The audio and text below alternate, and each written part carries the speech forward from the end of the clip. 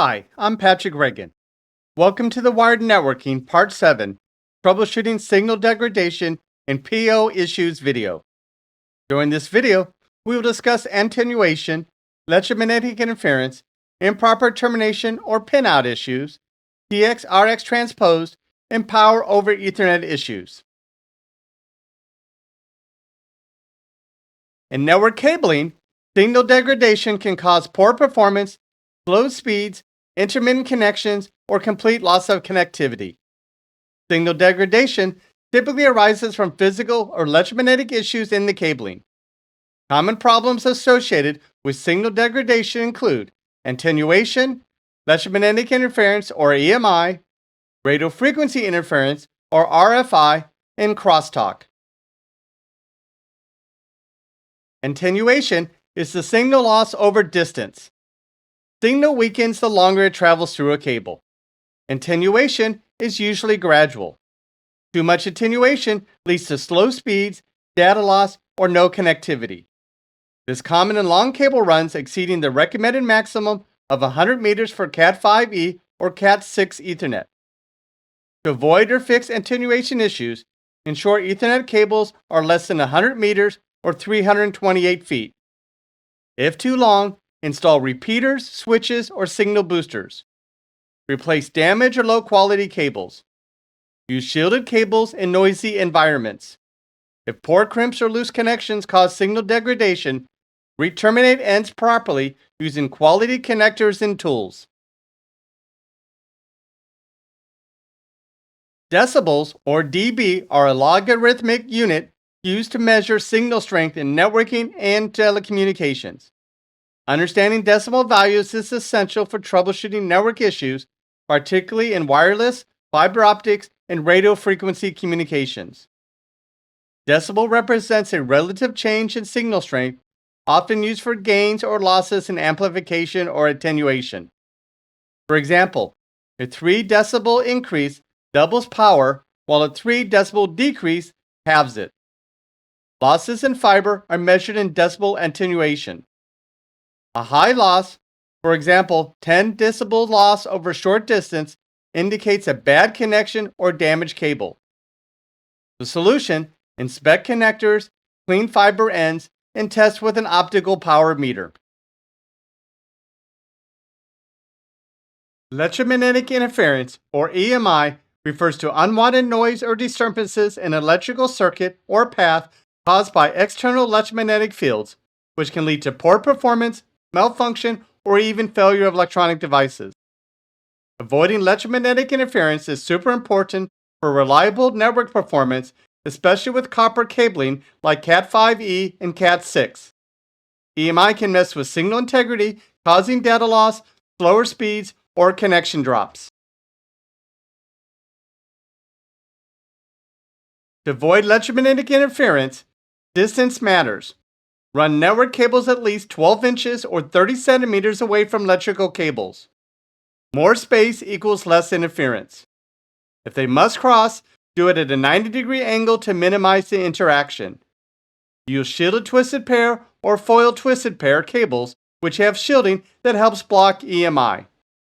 Shielded cabling is ideal in environments with heavy electrical equipment, fluorescent lights, or radio frequency sources. Make sure the shielding is properly grounded, otherwise it can actually cause more problems. Avoid running cables near electromagnetic interference sources. Stay clear of things including power cords, fluorescent lighting, motors or generators, elevators, HVAC systems, microwaves, wireless antennas, or radio frequency sources. For extra protection, run cables through metallic conduit or shielded raceways, which act like a Faraday cage, blocking EMI. Maintain proper cable management by avoiding tight bends or kinks that might damage cable integrity. Use cable guides and separation between different types of cables. Don't bundle too tightly. Cable trays help keep everything spaced out and organized.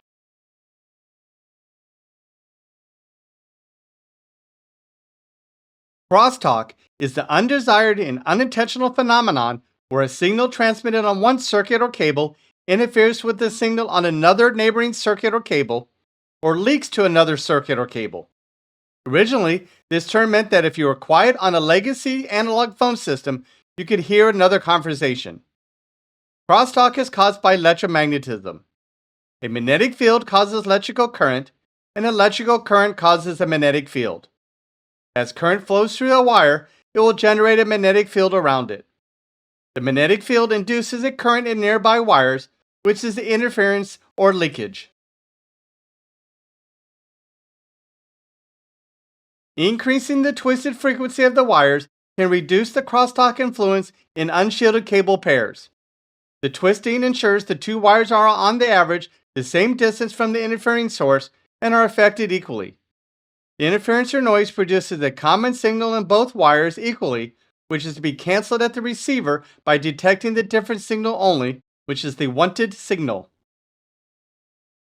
Type of crosstalk include near-end crosstalk or NEX, which refers to interference measured at the same end of the cable as the signal source. Far-end crosstalk is interference measured at the opposite end of the cable. Alien crosstalk is the coupling of noise from one cable link to another, which happens if one cable is surrounded by many other cables in a bundle. Attenuation to crosstalk ratio, or ACR, is the key metric used in network cabling to measure signal quality. It compares the strength of the signal at the receiving end to the level of interference or crosstalk from other wires within the same cable. In networking, termination refers to the practice of properly ending a communication line or transmission medium, like a cable, so that signals are not reflected back along the line, which can cause interference or data corruption. Without a terminating resistor, signals will bounce back when it reaches the end of the cable. A terminating resistor prevents echo or reflection by absorbing the signal energy. For copper cabling, termination means attaching a resistor, called a terminator, at the end of the cable that matches the cable's impedance. Cable impedance is a measure of how much a cable resists the flow of an alternating current, or AC signal, which is measured in ohms. In legacy coaxial networks like 10-base-2, thin Ethernet, both ends of the cable must have a 50 ohm terminator. For twisted pair cabling, the terminating resistors, approximately 100 ohms, are built into the circuitry of Ethernet transceivers, such as the RJ45 ports found in NICs or switches at both ends of the connection. For fiber optics, termination can also refer to properly finishing the end of the fiber optics cable by installing a connector like an SC, LC, or ST connector, allowing the signal to be transmitted efficiently without loss or reflection.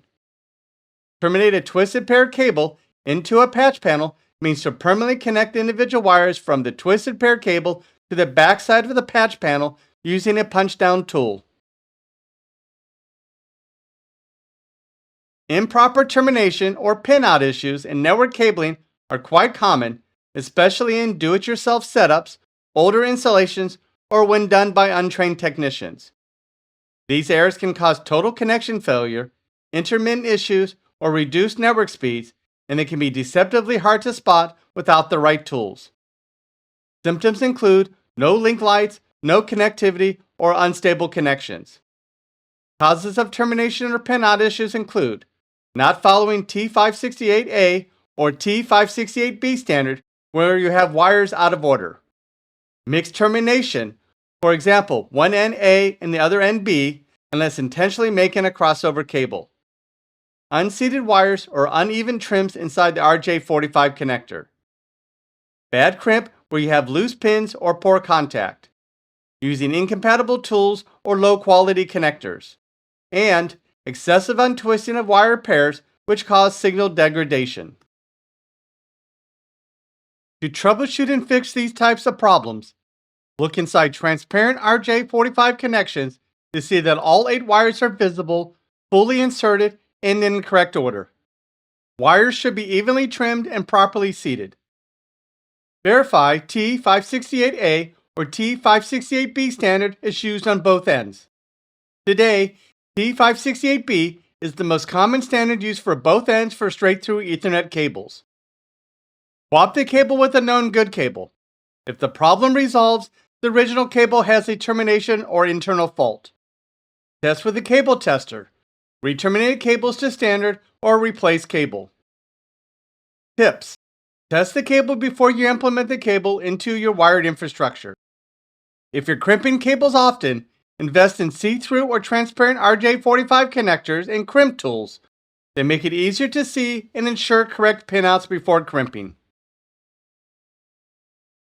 TX-RX transposed refers to the fact that in order for two devices to communicate over a cable, the transmit or TX pins on one end need to be connected to the receive or RX pins on the other end. Basically, TX connects to RX and RX connects to TX. Network devices need to hear what the other is saying. If TX goes to TX and RX to RX, they both talk at the same time or they both listen at the same time, which means no communications is occurring. If you created a fiber cable or install a fiber run and your link light does not come on when you connect to the fiber switch and NIC, you should try reversing the TX or RX connections on one end. While some network interfaces will automatically correct transposed connections, you should not rely on this functionality. Patch panel and wall jack faults aren't super common, but they definitely happen enough to be on IT teams' radar, especially in older buildings or setups that have been moved around a lot. They are rare in well-maintained environments with professional cabling and maintenance. They might account for a small percentage, say 5 to 10% of physical network issues. If the cabling infrastructure is aging, poorly labeled, or gets reconfigured often, faults are more likely. Symptoms have connection works directly but fails via wall jack.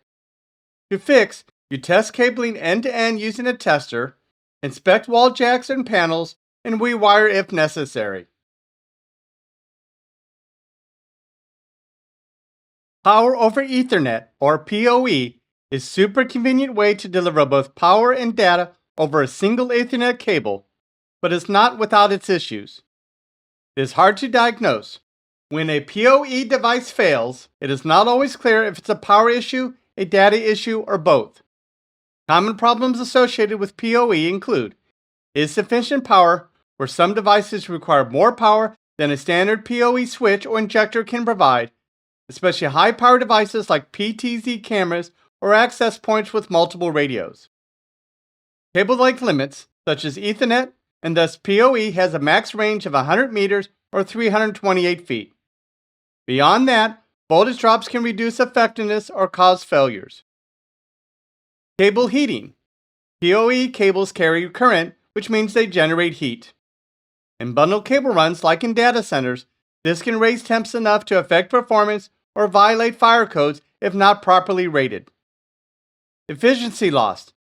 Higher heat can lead to power loss and lower efficiency over time. Compatibility issues. Non-standard devices, older or cheaper devices may not adhere to IEE standards, leading to handshake failures or damage. Passive PoE versus active PoE. Passive PoE always delivers power regardless of the device, which can fry sensitive non-PoE equipment. Network interference and downtime. Power failures equals network down. If a PoE switch or injector fails, both data and power to the device go down. Voltage spikes can cause brownouts or surges that might reset or damage connected devices.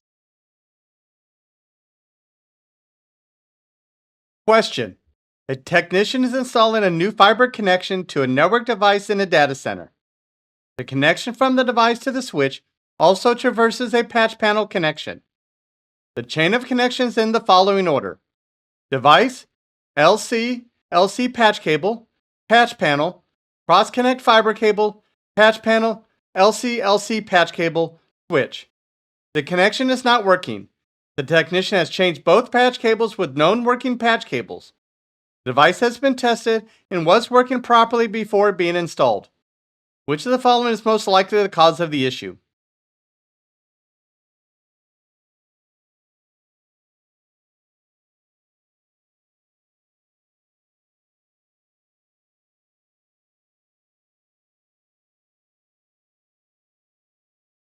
Answer: TX-RX is reversed.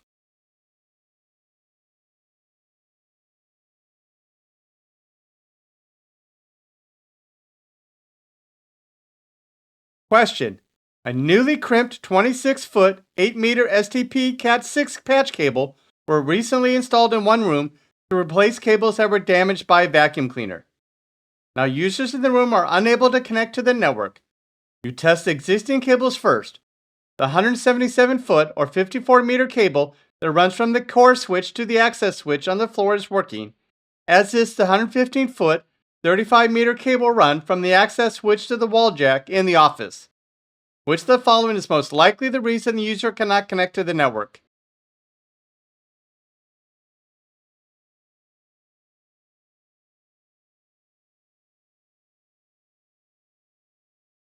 Answer. An incorrect pinout on the patch cable is being used.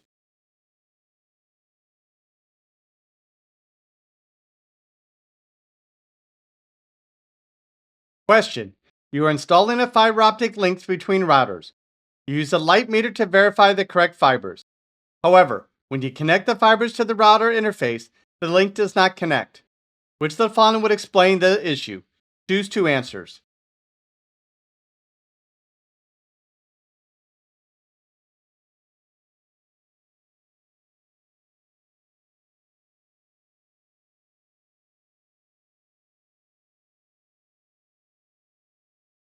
Answers. They use the wrong type of fiber transceivers, and incorrect TX-RX polarity exists on the link.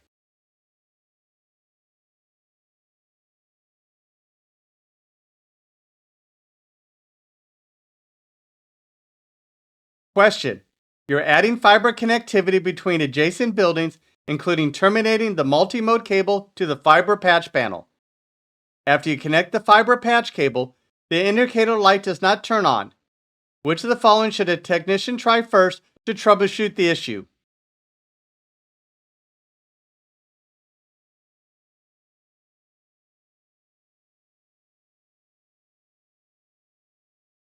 Answer. Reverse the fibers.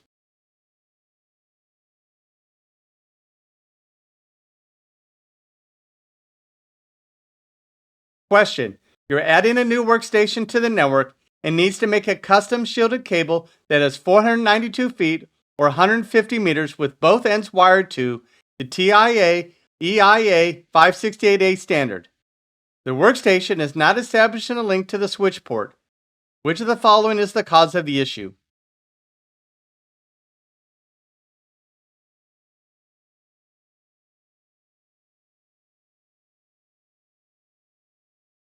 Answer. Attenuation.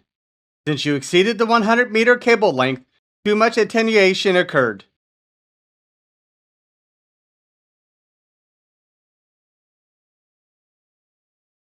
Question. You have an office area that contains two Power over Ethernet enabled wireless access points. After the area was remodeled, new cable uplinks were installed in the ceilings above the fluorescent lights. However, after the wireless access points were reconnected, users reported slowness and application errors. An intern reviewed the network and discovered a lot of CRC errors. A network engineer reviewed the intern's work and realized UDP cabling was used. Which of the following is most likely the cause of the CRC errors?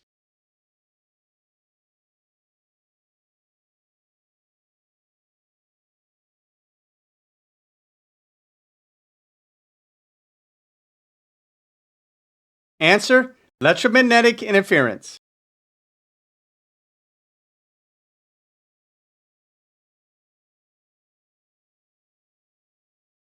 Question. An AP uses a 98-foot, 30-meter Cat6 cable to connect to an access switch. The cable is wired through a duct close to a 3-phase motor installation. Anytime the 3-phase is turned on, all users connected to the switch experience high latency on the network. Which of the following is most likely the cause of the issue?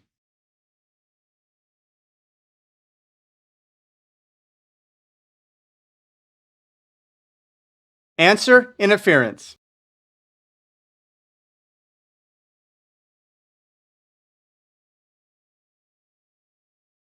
Question. While setting up a new workstation, a technician discovers that the network connection is only 100 full duplex, although it is connected to a gigabit switch. While reviewing the interface information in the switch, CLI, Technician notes the port is operating at 100 full duplex but show many RX and TX errors. You move the computer to another switch port and experience the same issue.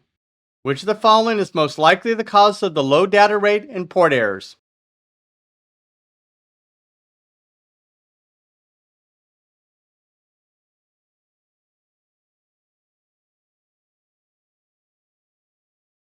Answer: incorrect pinout.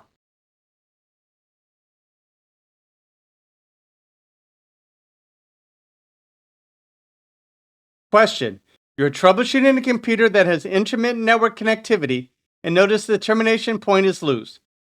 You also observe that the patch panel has already been replaced. Which of the following should the technician do next?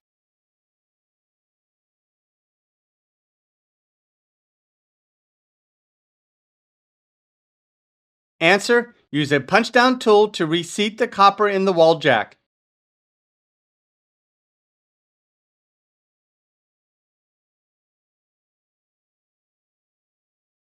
Question: The user's VoIP phone and workstation are connected through an inline cable.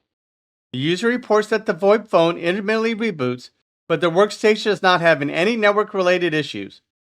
Which of the following is the most likely cause?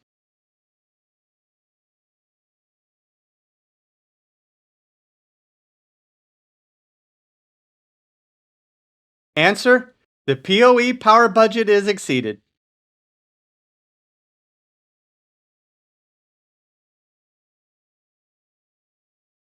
For more information, refer to the following sites.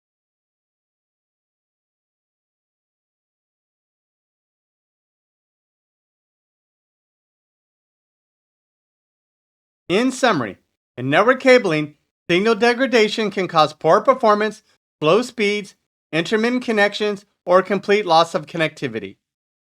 Signal degradation typically arises from physical or electromagnetic issues in the cabling. Attenuation is signal loss over distance.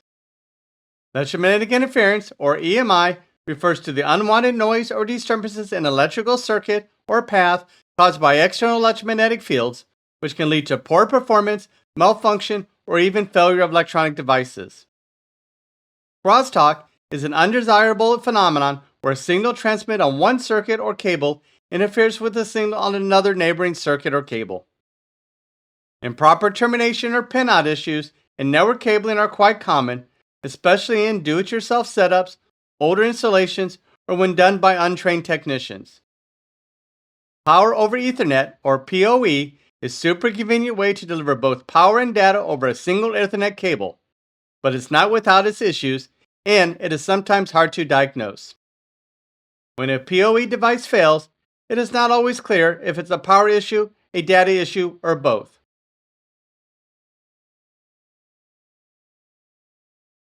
Thank you for watching this video.